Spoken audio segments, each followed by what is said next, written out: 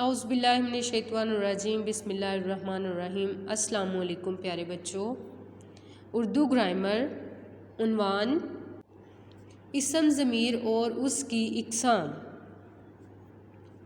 اسم ضمیر وہ لفظ جو کسی اسم کی جگہ استعمال ہو اسم ضمیر کہتے ہیں۔ مطلب آپ کو پتہ ہے اسم کسی بھی نام کو کہتے ہیں، جیسے علی، اسکول، میز، کتاب، یہ سارے اسم ہیں، ٹھیک ہے۔ اگر ان کی جگہ کوئی اور لفظ یوز کیا جاتا ہے، استعمال کیا جاتا ہے، اسے اسم ضمیر بولتے ہیں۔ نیکسٹ ہے اسم ضمیر کی اقسام۔ اسم ضمیر کی 3 اقسام ہیں: اسم ضمیر غائب، اسم ضمیر حاضر اور اسم ضمیر متکلم۔ آگے ہے اسم ضمیر غائب۔ ایسے ناموں کے لیے استعمال ہونے والے ضمیر جو سامنے موجود نہ ہوں اسم ضمیر غائب کہلاتے ہیں، مثلاً وہ، اس، ان وغیرہ۔ اسم ضمیر حاضر ایسے اسم کے لیے استعمال ہونے والے ضمیر جو سامنے موجود ہو اسم ضمیر حاضر کہلاتے ہیں، مثلاً تو، تم، آپ وغیرہ۔ آگے ہے اسم ضمیر متکلم۔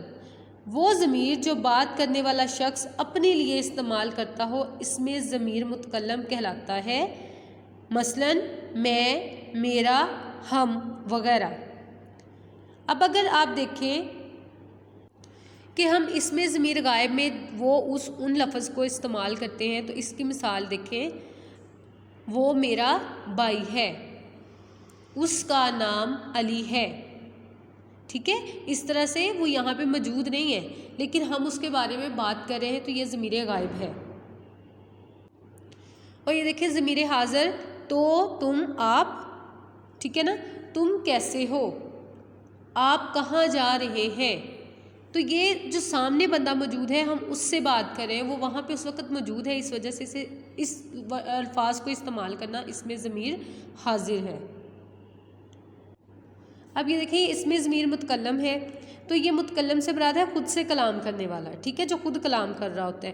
تو میں، میرا، ہم، میں ایک لڑکا ہوں، میرا نام علی ہے، ہم تمام دوست گراؤنڈ میں کھیلتے ہیں، تو یہ جو الفاظ استعمال ہوتے ہیں نام کی جگہ پہ اس کو اسم ضمیر متکلم بولتے ہیں۔